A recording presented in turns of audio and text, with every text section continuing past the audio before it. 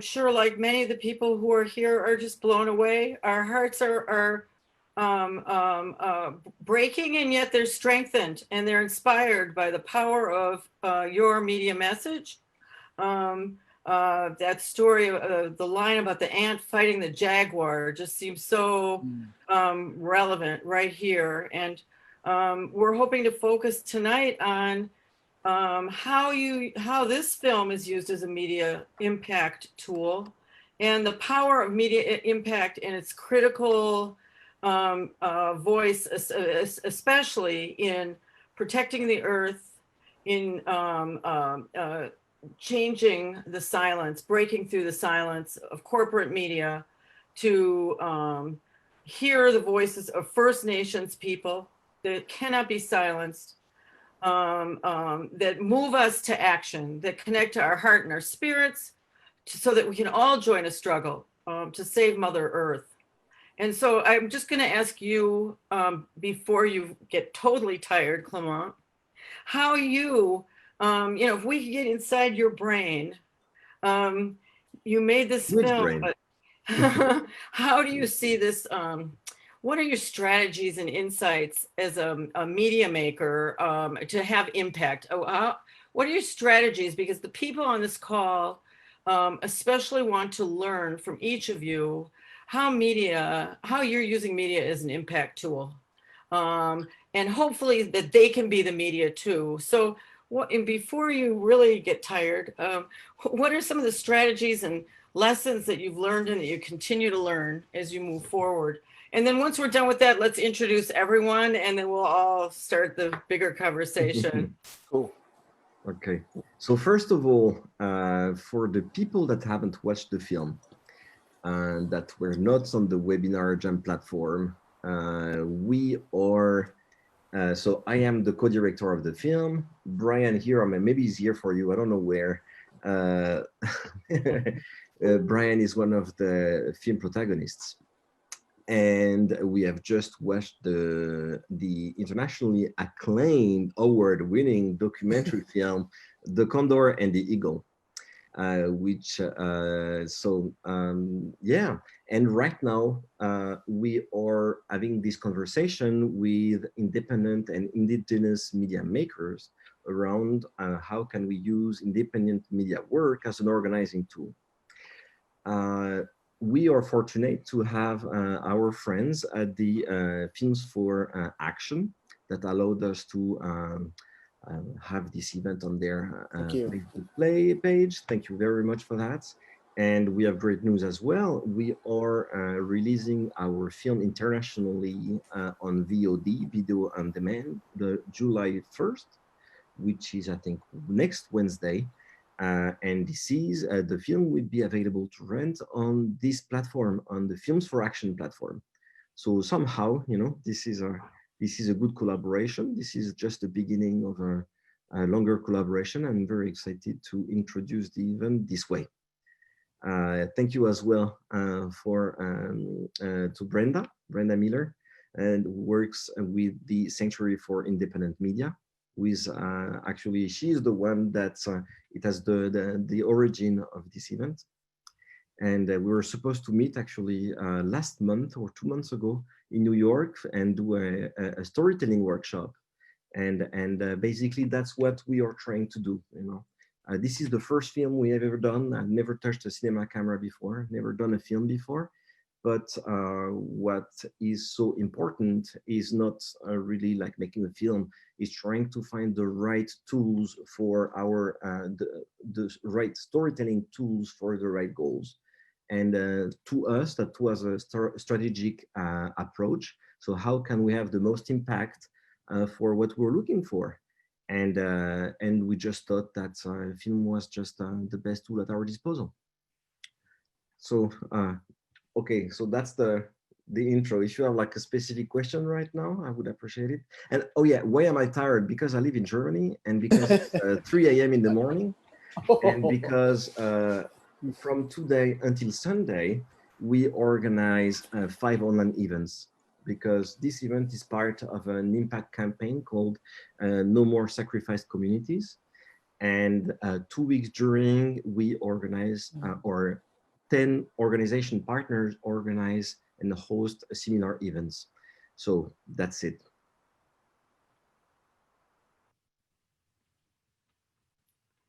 Thank you. Should we go around and introduce each person? I think so, yes.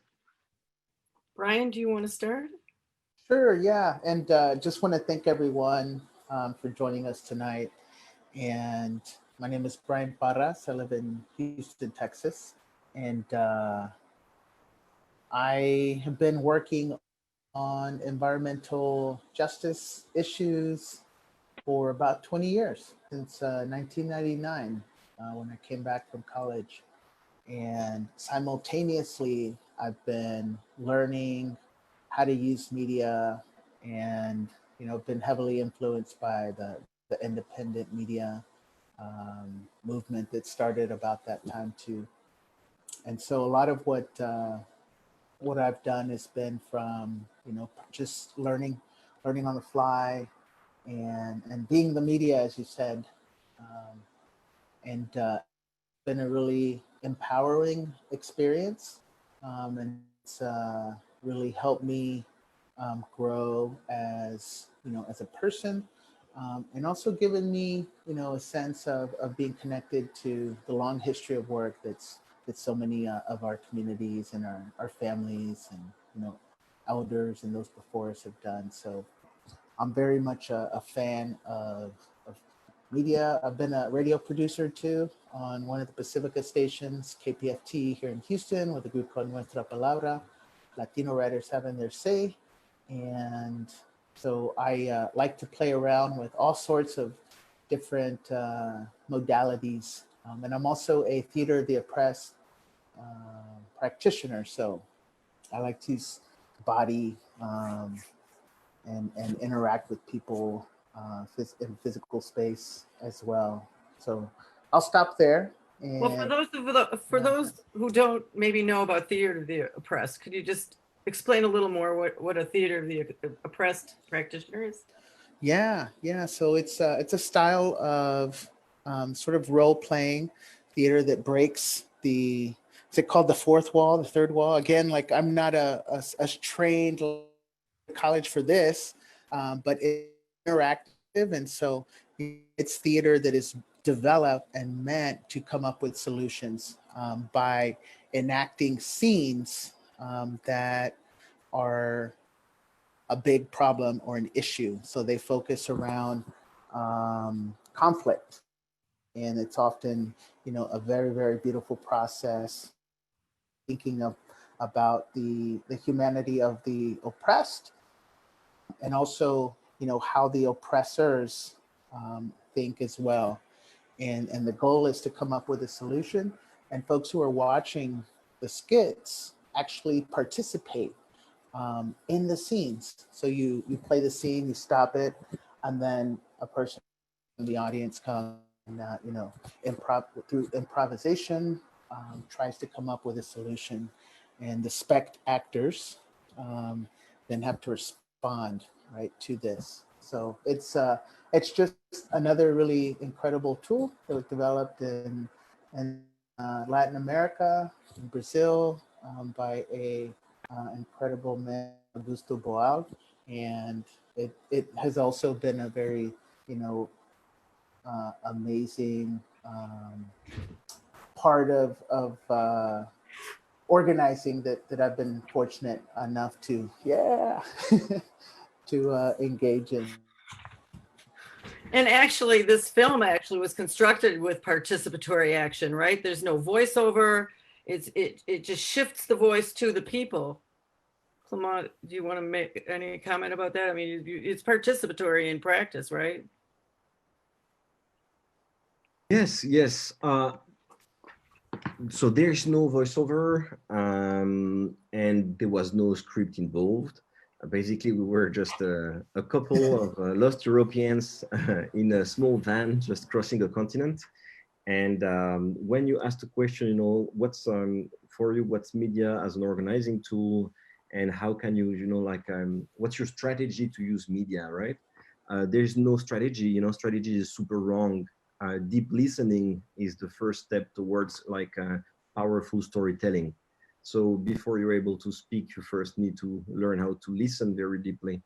And so that's, participation is very often just listening others and understand better what they mean. So, this is the first step towards like quality independent media that has a very deep impact. Is because we need to constantly ask ourselves, by seeing what I see, what is it that I don't see? By like when you your prejudices are basically what lays between you and the other. And so by just like shutting your mouth and listening, maybe filming, then you are able to get closer to this person and empathize.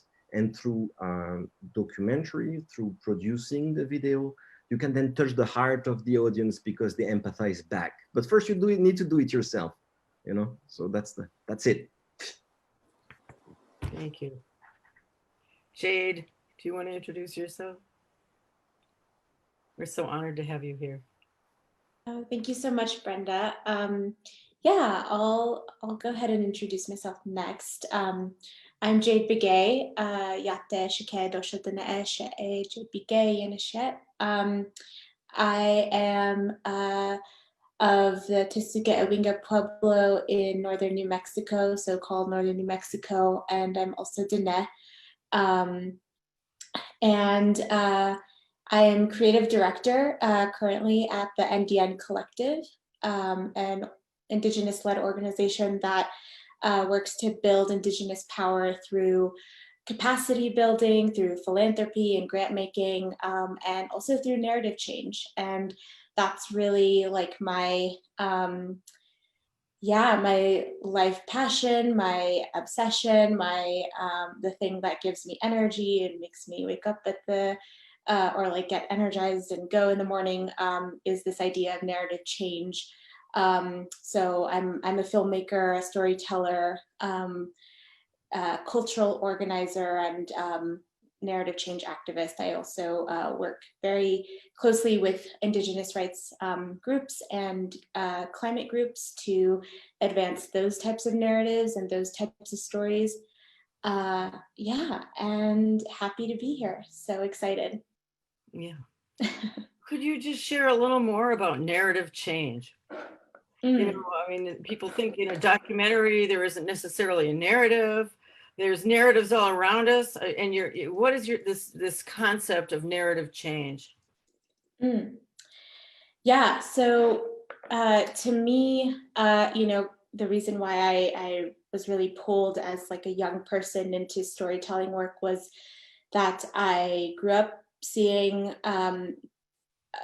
very little representation of people like me. And if there was representation, it was stereotypical, it was offensive, it was harmful. There's great research out there led by the organization Illuminative that really points out like the data on how Indigenous peoples are represented in the US. And that data is very stark. I am not going to list all of them. Maybe I can get into that in a little later, but the fact is a lot of Americans don't even know we exist. And when it comes to issues like climate change, like Indigenous rights, like fighting fossil fuel infrastructure that often, harms Indigenous communities, that's a huge barrier, because how can people understand our story, understand our plight, when they don't even know we exist? And like I said, that's a large population of Americans who don't know we're even here or alive.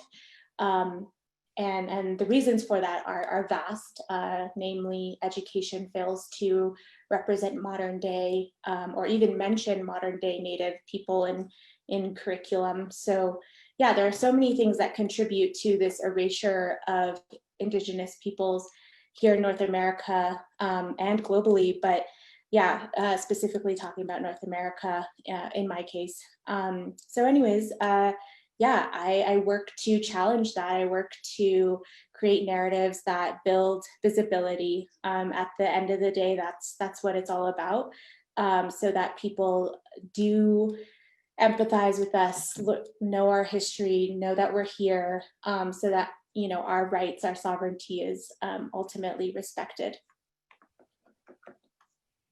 Thank you. That is so incredibly important for Indigenous you. people and for Mother Earth. So critical to change the narrative. Thank you. Leo. Thank you. Yeah, thank you. Leo, do you want to introduce yourself? Hello, thank you.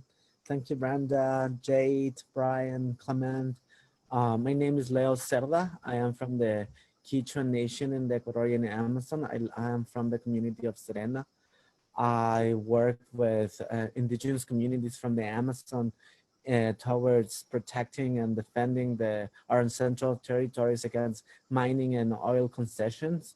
I also work with women and youth in storytelling and using media as a tool to raise awareness about what is happening in the Amazon, especially to give us a platform in which we can express and control and be able to talk about our stories, our narrative, and have control over our narrative, because in a lot of the spaces, local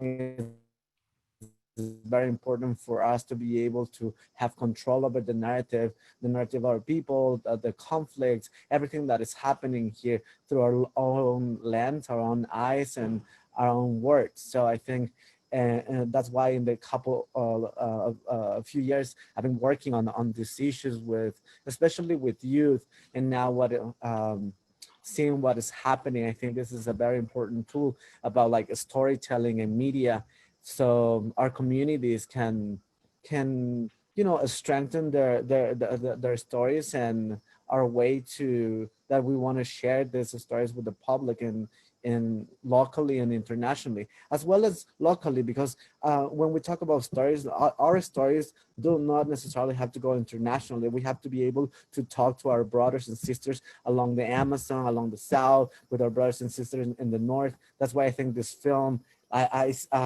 when I see like our brothers and sisters coming from the North to visit the Amazon and seeing the reality here of what is happening here, a lot of the root causes of climate change happen to communities of color. We are the first one to face the consequences of climate change, the consequences of the lack of access to health services, the consequences of a pandemic. So that's why spaces like this are very important, and especially storytelling, so we can tell our stories.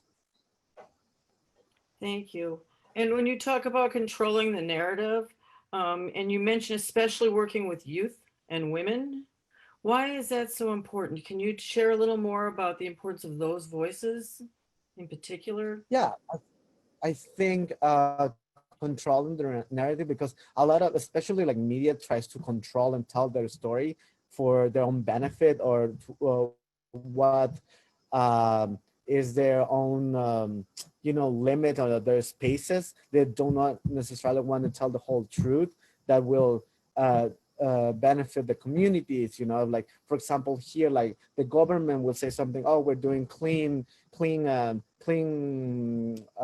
oil, we're going to do clean mining, and the media will support that. But when we say, oh, they're actually destroying the land, we are part of the land, and for us it's not the same. Like, if we don't have access to water, if we don't have access to this is why this is so important for us to maintain and protect and defend the Amazon. And a lot of the knowledge, a lot of the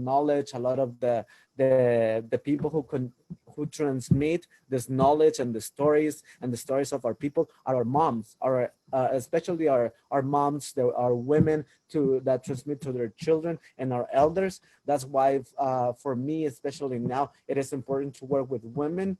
My friend and I started a project to work with women across the Amazon doing handcrafts, and now we're doing storytelling, because we saw that while women were doing the handcrafts, they will speak to their children about the stories and why are they making these designs, why is important the work that we're doing here. And now the youth want to tell their story. Like now that we have internet and we have access to things, and we want to be able to tell our stories, our jokes, our lives, and through our own lens. You know, for me, going to I was in New York for Climate Week last year, and we saw a lot of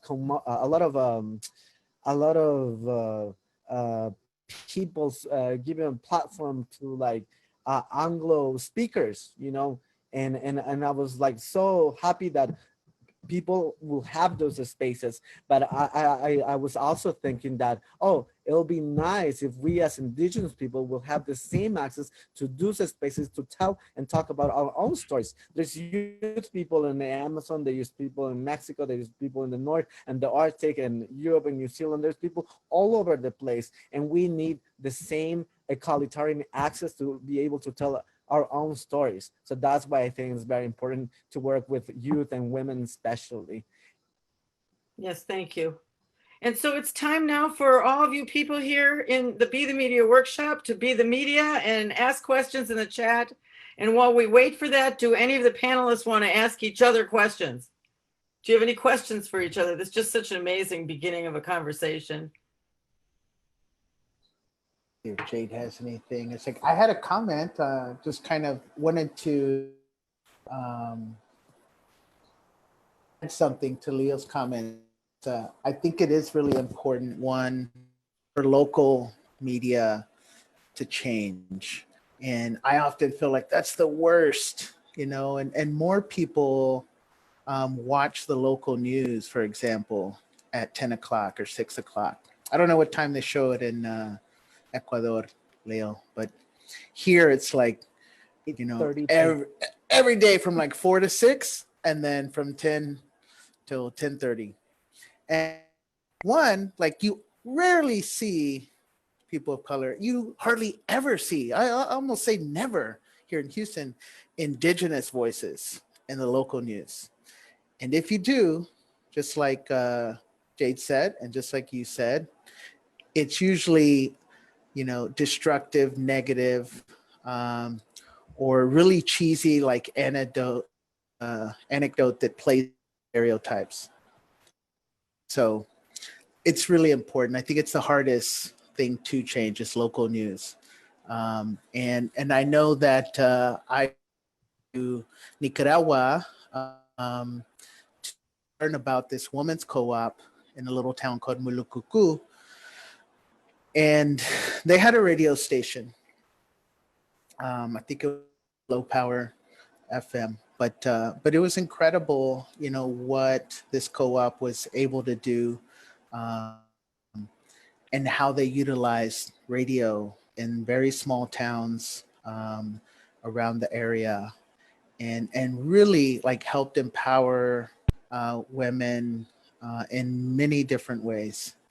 And I think, you know, what I've learned from the work that I do on environmental issues is that when we help those who are least empowered, everyone benefits. Like it elevates everyone's standard of living, and it makes sure that, you know, everyone's rights are respected. So the most oppressed, you know, as I said in the film too, you know, I think for me is a way to sort of think about organizing. Like we have to help those from the bottom up. Thank you. We have two questions. Yeah. Oh, Leo, come on. I just have one last comment, and it was, yeah, it is important to, I think, the use of media. Well, from what we're seeing recently, like we're seeing like the uprising that is happening in the U.S.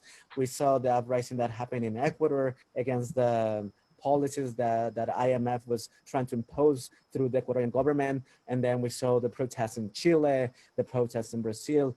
And for us, I was talking to other friends and other indigenous friends around the South, and about like how we are using media tools to tell our stories. For example, when we are in the front lines of the protests, the police caught the internet, like our phones, you know, our phones are like are tools that we can bring and tell us like independent media and independent news and independent films that will help us, because when we're in the front lines, whenever we need to tell the stories, we tell it through our own channels, because the mass media won't reproduce what we are going through. So that's why I think like that, especially in those moments, like when we're seeing the uprising in the US, like people sending the message, security, stuff like that, to support each other mutually and mutual solidarity. I think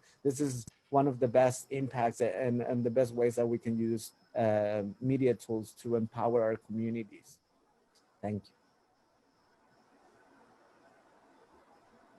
Clément or Bryan, do you want to respond to the question, what have been some reactions from Indigenous communities to the film, and also reactions from other communities as well? Yeah, I mean, I can add a little. You know, our plan was actually to take the film into communities this spring, and we all know what happened, right? So a lot of those reactions, we're still waiting, you know, to happen.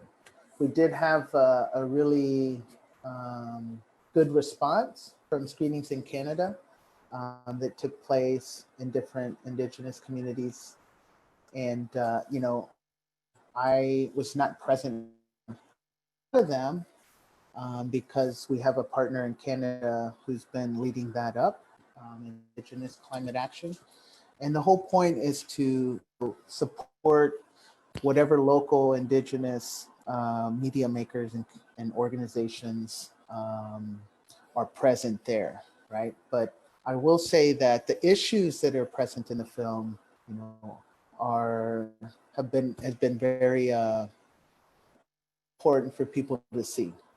You know, whether it's the missing, murdered Indigenous women fight that's been happening, you know, a lot longer than this film, you know, has been out, of course, or whether it's what's happening in South America.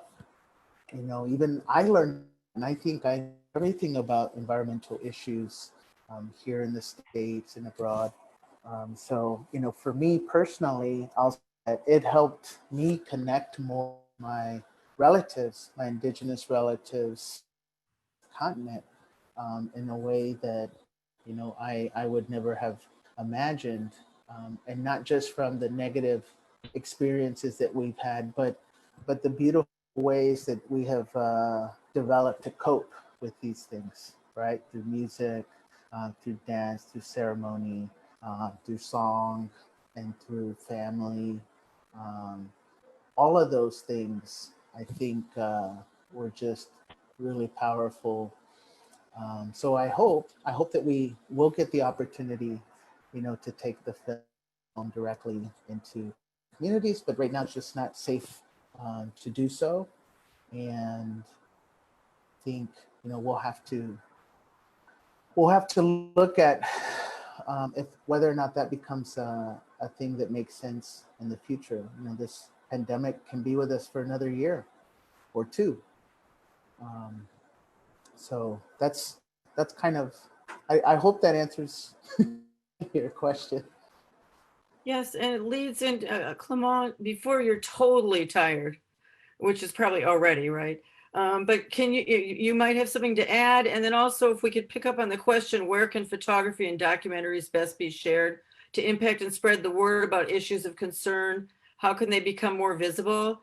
I mean, even in this trauma, we've ended up in this Zoom, you know, forum coming together from all these continents. So there are new models that we're learning. So do you want to try to respond to that question? Sure. I mean, the easiest would have been to do some concessions, some, you know, balance the decisions we did when producing the film, so that then we would have packaged it the right way to sell it to the right distributors, and then we could switch to the next project and switch to the next social justice project, the next, you know, like big issue, maybe to the next riot, maybe to the next social movement. and we would follow the urgency of like project after project, social media, social movement after social movement. And we would just be part of the problem, I think, because when you are a privileged person, when you're a white guy like myself, and you are actually reporting on impacted communities-led initiatives, you really need to be fully involved into what you are doing. It's not like a job, it's not like another film, it's not like another project.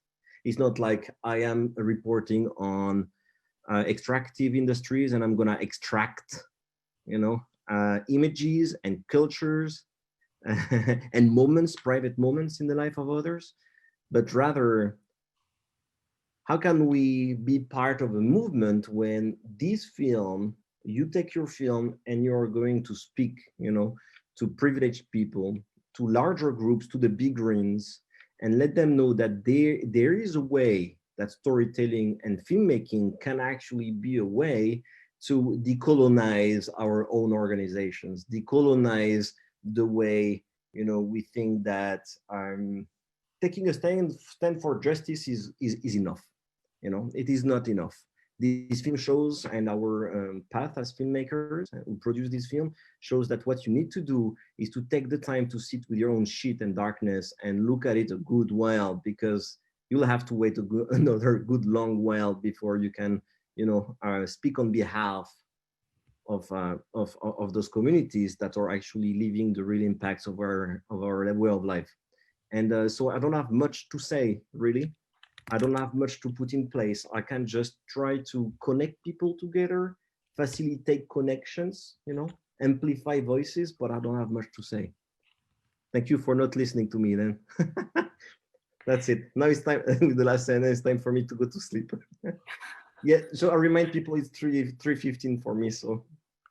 Oh, thank you.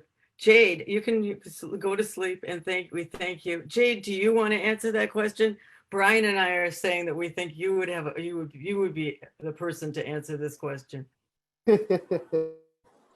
How things can become more visible? That question. Yeah, how can photography and documentaries best be shared to impact and spread the word about issues of concern? How can they become more visible? Yeah, I think it starts with building relationship, and also challenging institutions. I think right now we're in a big moment where we're seeing a lot of amazing uprising, challenging white supremacy and power within different institutions, including the media. And I'm thinking of a beautiful initiative or project, I guess, that kind of evolved or emerged during the movement for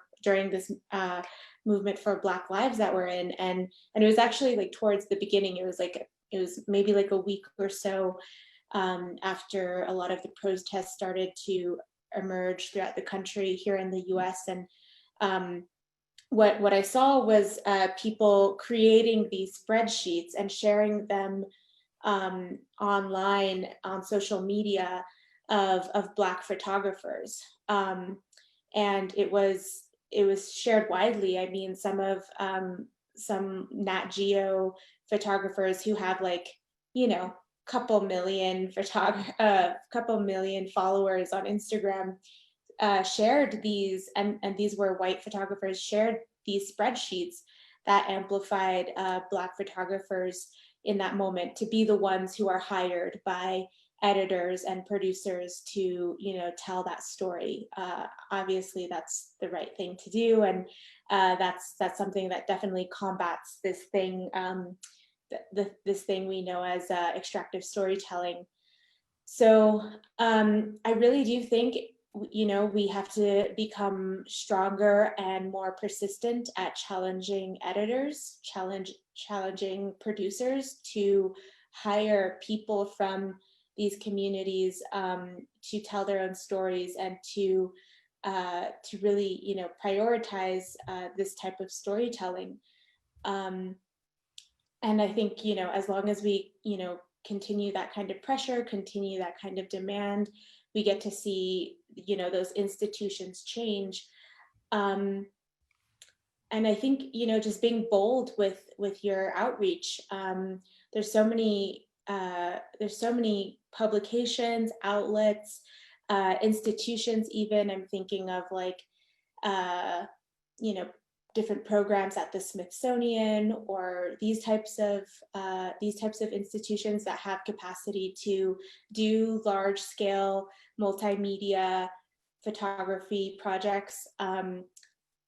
Yeah, get in there, you know, reach out, get in their community, you know, start building out those project decks and, you know, your website. I know that's something that, you know, definitely requires time and labor and resources, but as long as, you know, we keep showing up and putting ourselves out there, and then, you know, working with collectives. Bryan and I have been a part, and Leo have been a part of the Indigenous Rising Media Collective, which, you know, began maybe 5 years ago at COP21 in Paris, and has just grown since. I'm no longer a producer there, but some really good friends hold it down, and there's a lot of visibility that came through and happened through that project. So I think, you know, doing your research to find out where, you know, these Indigenous led or Black led or Latinx led outlets are, I see them starting to get more and more visibility because these outlets that have been for so long, like historically white led, covering, you know, white stories, they're like, oh no, we're in a moment, like we have to diversify. And, you know, part of that is, you know, it's, you know, to us folks of color, like that might be a little, you know, we might feel some feels about that, maybe some skepticism about like virtue signaling. But honestly, I think we're in a moment where we're starting to see that cultural shift happen, where people are really valuing diverse stories, and I think for folks of color, we have to take advantage of that. Thank you. Leo, do you want to add to that?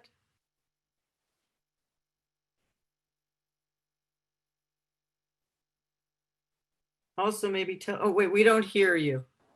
You're muted. Also, maybe tell us a little more about Indigenous Rising Collective. Are you still part of that? Are you still part of the Indigenous Rising? Leo started his own thing.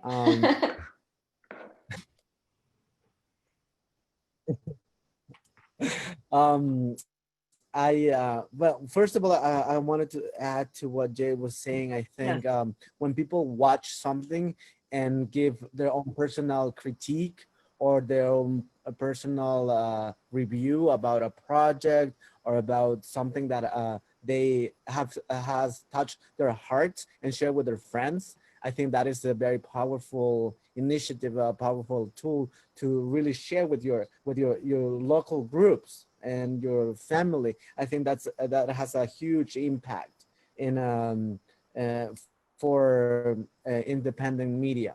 Also with Indigenous Rising Media, I think it's what happened is that a lot of we didn't have any type of Indigenous media in the US, you know. So I think when Indigenous Rising Media started, it really triggered this this way of like showing stories made by Indigenous people, for Indigenous people, for our communities, for the communities of color. And I think emphasizing that, and I mean, because I'm from Ecuador, I'm from the Amazon in Ecuador, and I had the chance to be in the US with my brothers and sisters to tag along their marches, their strikes, their processes there.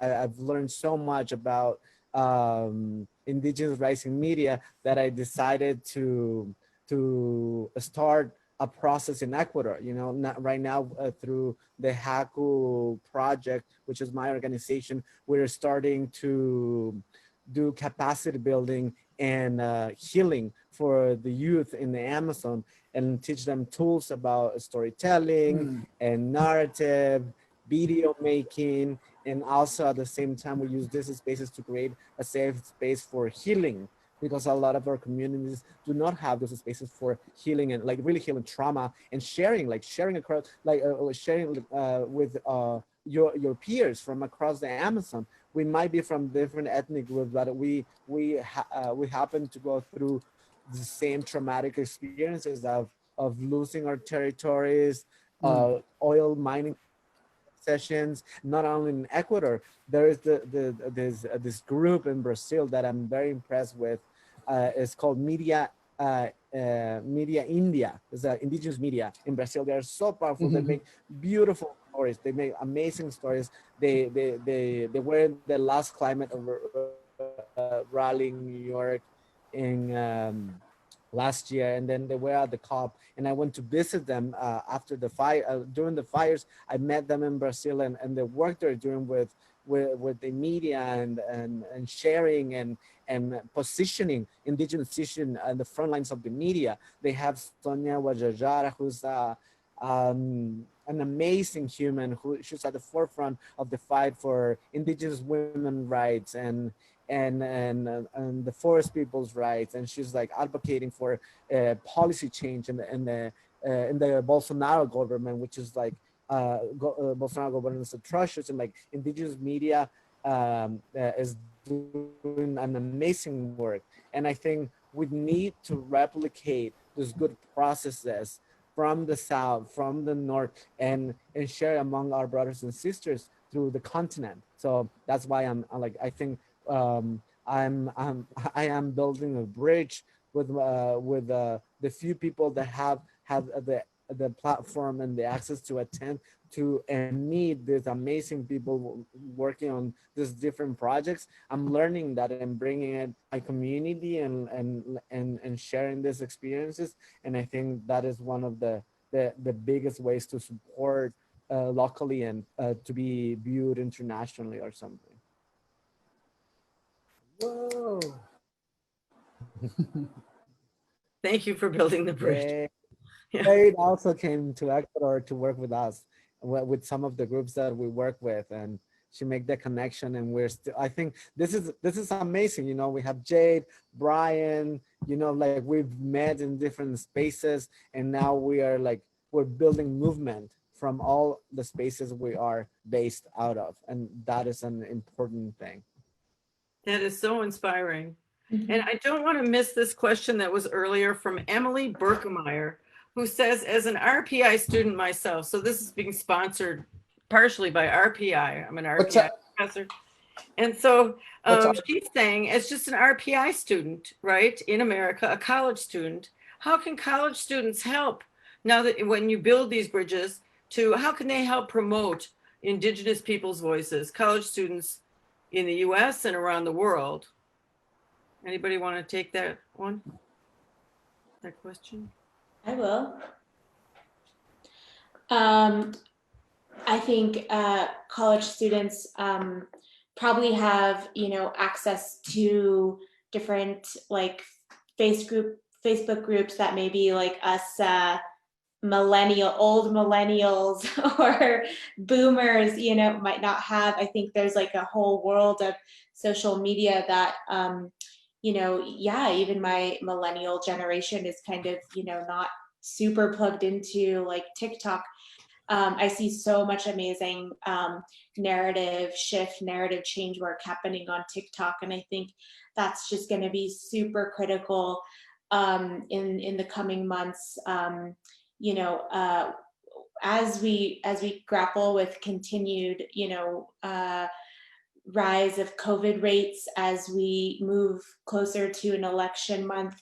And, just quickly, getting on my soapbox about that, voter suppression has already started in many places. And I think continuing to uplift ways in which we combat voter suppression is going to be really important. And I think, it's been talked about for 4 years at this point that that kind of demographic of young college students is going to be super, super critical in this upcoming election. And I think that just continuing to uplift initiatives to get out the vote, to support anti-voter suppression work that's happening, targeting Black communities, Indigenous communities.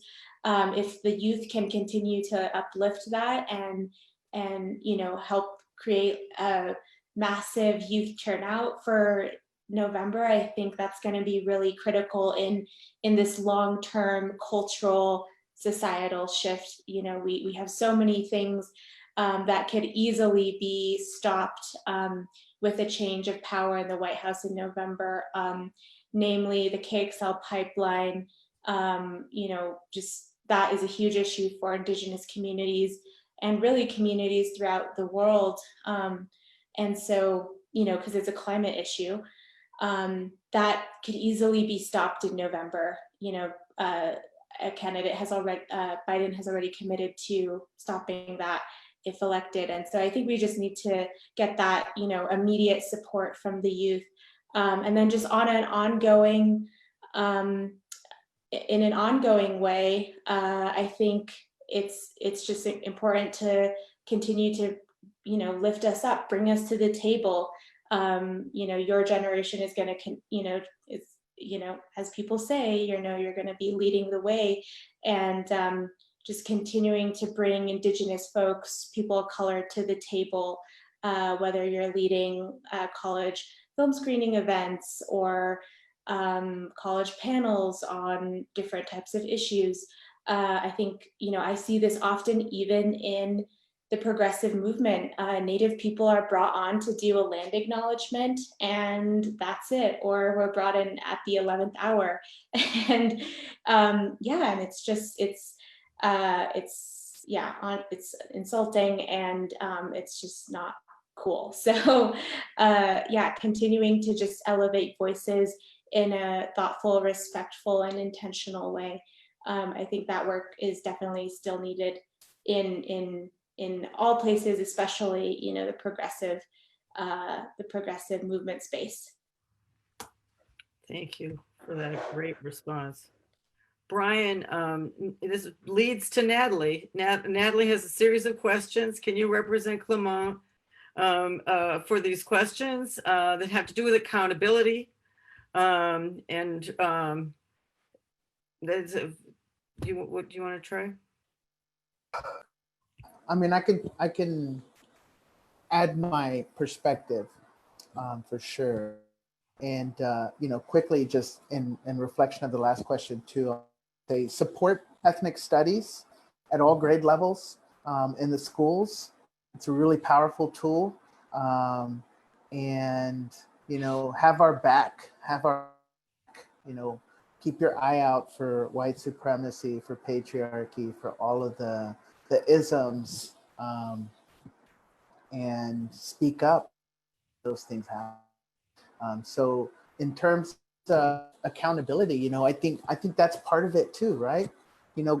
Clément and I and his wife Sophie, and my partner Liana, we all worked incredibly hard on this, and we had late nights and arguments and big conversations, and that was the beautiful part of the process, to understand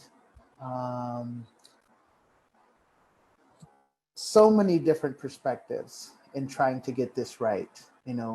It's hard to document a story when you're in it, when you're living it.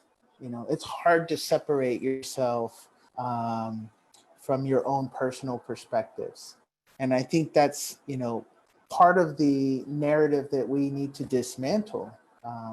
That shouldn't be a problem. That's what keeps people of color in these communities from telling their own story. Certainly, from mainstream media, because we're perceived as biased or emotional or whatever, right? But in terms of just the, technical and the physical requirements, the technology the equipment, all of those things. Like, we just don't have access to that oftentimes. So, you know, we're starting from scratch. A lot of the projects that I've participated in, I've had money to just be a part of them. When I went to the Tarsans, you know, we had to have a GoFundMe, you know, page and raise money just to go up there, you know, to have the opportunity. We did this, you know, to go to South America. And I think, you know, all of us were not paid, you know, to do this work. And Clément and Sophie, you know, were also not paid. They used a lot of their own personal money and money from friends and family. But that also, you know, that's sort of one way that people of privilege can support. Use your wealth, your resources to do good in the world. That doesn't mean that's all you have to do. You know, you still have to be accountable day in and day out. You still have to speak up when you see, you know, things happening in front of you. You still have to fight, you know, all those isms within yourself. And so it's not like it's ever an end point to that process. With filmmaking, you know, we know that there are disparities in who gets to go to film school, who gets to go to, you know, media schools, undergrad and graduate. Like I said, I learned on my own. Leo, did you go to college and learn how to make media? No, I don't think so. Jade, did you go to college and learn how to make media? I did go to film school. All right. That's awesome. And but the numbers, how many other students of color and Indigenous students were there with you? So I went to college at Columbia College Chicago, great film program, and you know, for art schools, it was actually a really great experience. Lots of people of color, but definitely not Indigenous people. I think I was definitely one of the. I never came across a fellow Indigenous student in the film program. I hope things are changing at this point, but I mean, that's been my entire experience throughout high school, college, graduate school, and yeah, will perhaps be the case until, like I said, there's like some serious institutional change, which, you know, has to come from the people demanding it. I believe that, you know, there's great momentum now. I'm seeing lots of accountability take place, and it feels really exciting. I just hope it continues and people keep putting the pressure on, and our allies continue to acknowledge and reckon with the ways in which institutions, including schools or museums or media, whatever it is, have been complacent in white supremacy. Yes. Leo, do you want to answer? Your microphone is up now. How did you learn how to be a filmmaker? Yeah, I didn't. I still have not. I'm in the process. I've been working on I'm doing advocacy work for, I don't know. I went to my first social forum in 2001, and I was 11 or 12 years old. And you know, we've been telling stories, but not necessarily using media. But yeah, I just started making media because people would contact me to talk about things related to the Amazon, and I will work as a producer doing those kind of things. And I was like, oh, maybe I can produce my own thing, you know, and like work with my own people and learn and share these things, these tools with my communities. So that's why I just started, and it's been great. And like the next generation. I hope there's more and more people, because there's very few of us and around the world. So the more the merrier. Thank you.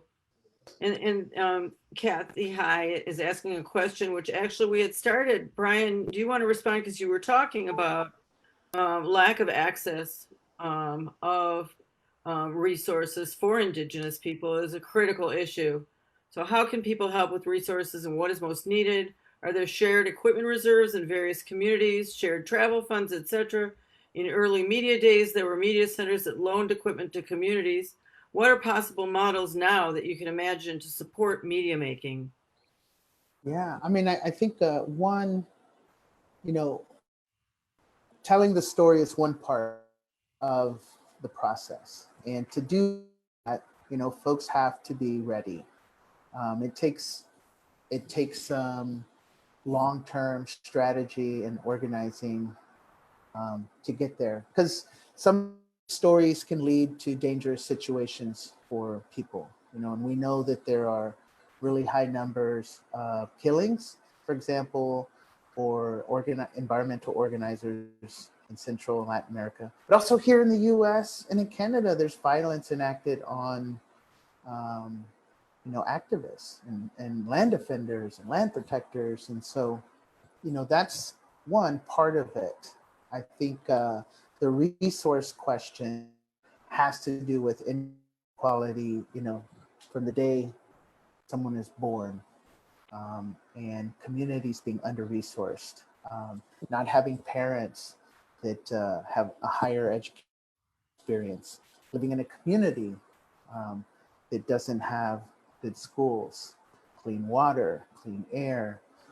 All of these things sort of lead to a situation where it's just really difficult to escape all of that, right? So, it's hard to know what story to tell.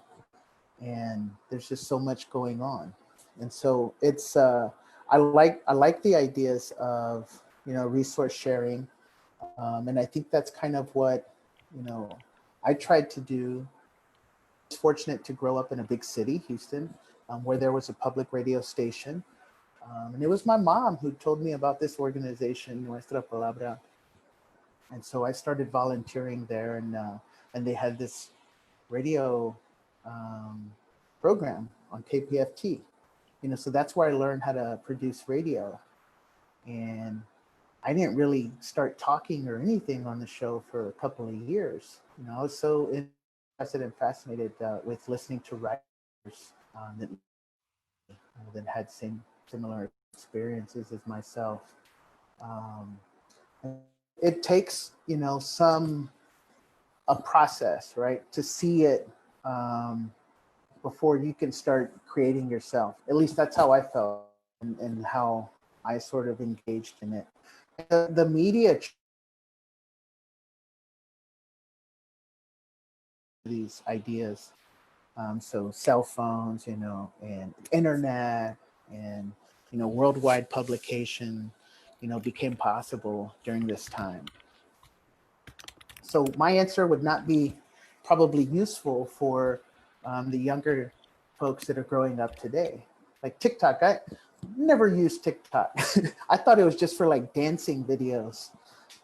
But somehow, like, they found out how to like make it a really powerful tool, and really messed up 45's last and embarrassed the heck out of him. Made him look foolish. Like, wow, incredible. That's using media, right? And something that just seemed so benign at the time, like, boom. So that's the kind of creativity. Of course, folks need the phone, right? They need access to the internet, all of those things for that to happen. And I think young folks will figure out how to do the rest if they have clean air, if they have clean water, if they have schools. That just has to be all part of the package. And it for those who have all of that but don't have the equipment, I think that's where institutions like universities, foundations, and even communities can help support independent media makers. Thank you. Jade, do you want to add to this? Yeah, perfect segue to what I was gonna say is I think the best way to support, voices from the ground, so to speak, is to do that research and due diligence to find out who are the grassroots people, organizers, projects, communities, or organizations who often don't have budgets for communications. I would know. My entire career has been working with grassroots and indigenous nonprofits, and oftentimes our budgets for media and communications are the last thing on the annual budget, and so I think looking for those organizations, looking for those groups who are very grassroots, are very connected to community and community oriented. Those are where I have learned in my experience, those are where the best storytellers are. Those are where the people closest to the pain, they know how to talk about what's going on. They are the truth tellers, and they need resources, they need support and amplification, they need equipment.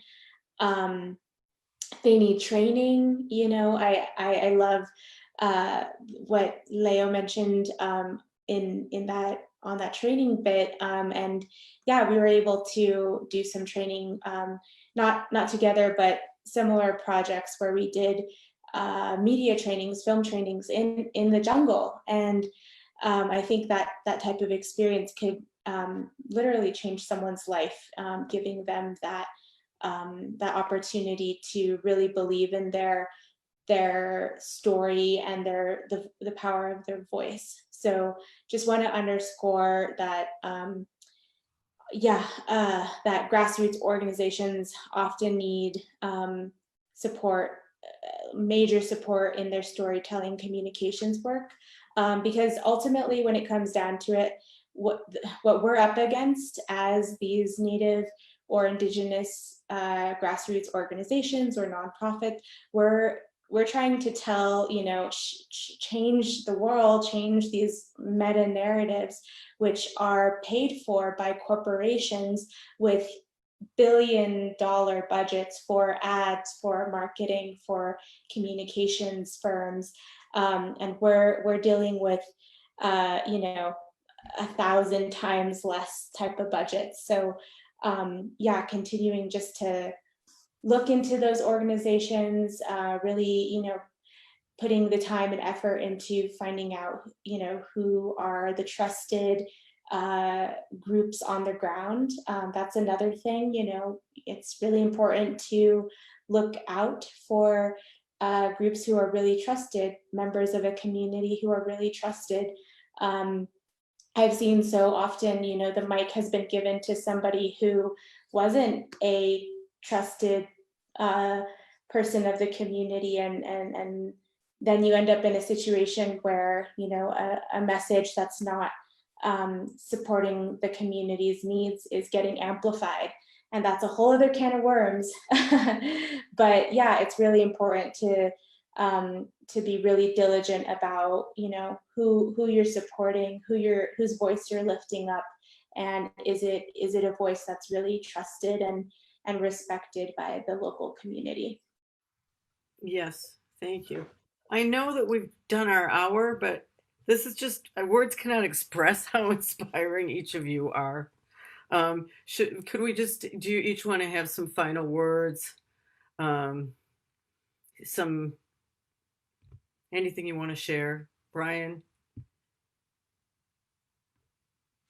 I was checking to see if Leo was motioning to go first. As you were talking, Jade, too, I was just thinking, and the question, like how beautiful it was to see how Standing Rock was resourced with media and equipment through these wish lists. Like that was just incredible.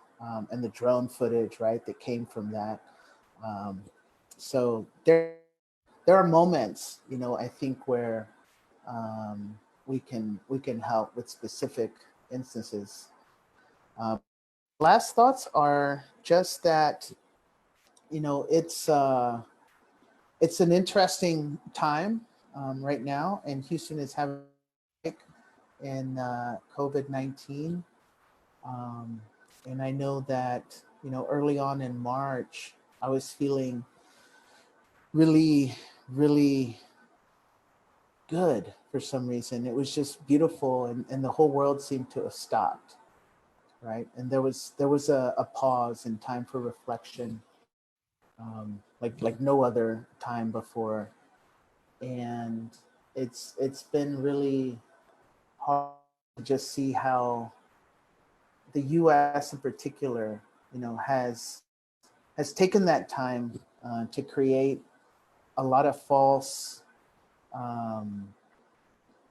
like these false, you know, dichotomies of like mask, no mask, testing, no testing, and you know, I feel like we missed an opportunity to really come together as a nation. And a lot of that has been stoked by the media. You know, a lot of it has been because of 45 himself, but also because of how 45 is reported on. And there seems to be this reticence of critiquing or not, you know, just publishing everything that he says, knowing that it's going to cause harm, will lead to people's death in some instances. So I want to leave folks with, you know, this opening that we need more media right now. Right now is the time for many voices to be heard, and we need dialogue, and we need, you know, people being honest and really being strategic about, you know, how we produce media that will lead to some positive change. And I just want to leave that with folks. You know, it's like you have a phone. Everyone's got a film making, radio making toolkit right here, and you know, to use it in a constructive way. Yeah. Thank you. Leo? Leo, do you want to have a final word? Yeah, I just wanted to say thank you to my fellow panelists. It's always a pleasure to share spaces with you and learn, always learning from our peers. For the audience, I just want to say that this is a very crucial time. You know, this is a very crucial time for our generation. What's happening with COVID has exacerbated what is impacting the communities, especially communities in color who are at the forefront of the fight against climate change. We're protecting the forces of the world, the resources, you know, like support your communities.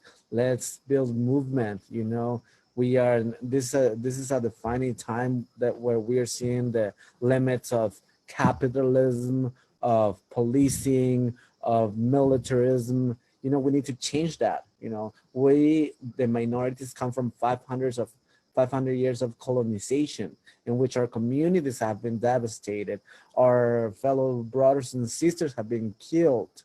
You know, there's systemic violence, there's systemic racism. This is a time that we all need to wake up and mutually work together in solidarity, but real solidarity. Like, just think about what is like real solidarity. You know, it's not just posting something on Instagram. It's about talking to your friend, talking to your Black friend, talking to your neighbor who's an immigrant. How are you supporting your community? You know, there's many ways. You know, I always tell people, you don't have to come to the Amazon to save the world. You have to start in your own home, you know, in your own communities, with your own family, with your own relatives. That's where we start, and that's how we build movement into, you know, like locally, but little by little we create this network of people fighting for social and environmental justice and against systemic racism, which we are seeing right now. And yeah, I love being here with you. I hope to see you all soon when things change, and keep up with the great work you're doing all the time.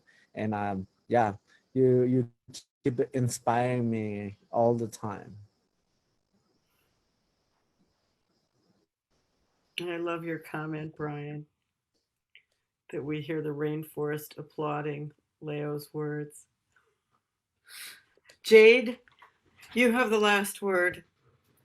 Oh, wow, such a responsibility. Yeah, echoing what Leo said, just really honored to continue to work with all of these friends and collaborators and be able to share a platform together, and just grateful to Clément and you, Brenda, and yeah, thanks for having us. I think I do want to do a kind of shameless plug for my organization. I think there is a couple of questions, even the, you know, how do we make more visibility happen for Native artists, Indigenous artists, and one way would be to amplify this link I'm about to drop in the comments. My organization, NDN Collective, just launched this grant opportunity for Native folks within the US territories. I pray that one day we'll be able to offer a global Indigenous grant or fund. For now, we're a new organization, we're only a year and a half old, but this opportunity is for Indigenous artists, filmmakers, cultural bearers. We want to provide 6 Indigenous artists with $50,000 to lean into their radical imagination and build a project that will help us envision a new world, or a different world, changed world. And yeah, so please help us share this to as many Native people, artists, cultural bearers you can. Yeah, you can learn more about NDN Collective on that link as well. And yeah, I am just so excited about yeah, all the work that Leo's doing, that Bryan is doing, that this film, I'm so excited about this the impact of this film. All the people in it are dear friends, people I've been learning from and being mentored by for a long time. And so just really excited to have this film be a part of, you know, all this work to change narrative and bring more justice and equity to our communities. So I guess the last ask is to share the film, right? Watch and support and share the film. Thank you so much. Bryan, you want to say a final thing about the film and sharing the film, how to continue if people wanted to join the Impact campaign? Yeah, I mean, there's more screenings coming up. So if you were inspired and you enjoyed watching the film, or if you just want to hear more Indigenous voices, you know, there will be conversations after each screening may be of interest to you. There's a really cool one happening with Judith, another protagonist, and some folks in Australia, I think tomorrow. So, you know, just take a look at the website. Don't stop now that you've seen the film. Share it with your friends, as Jade said. Support the organization that Jade and Leo work with and have started. Support their personal work, and support local Indigenous artists in your community. Find out who they are. Find out whose land you're on. You know, there's so many ways to help bring more voices to the public eye. And I hope, you know, I do have hope for the coming years. And again, just want to thank you all for joining us tonight. And thank you, Brenda, and all the independent media community that has, you know, really helped elevate voices like ours too across the globe, through radio, through documentary films, and through books. Yeah. Be the media. Be the media. Thank you all. Thank you. Bye. Bye, Bye, Jade. Bye, everyone. Leo. Good night. Be Yeah. safe.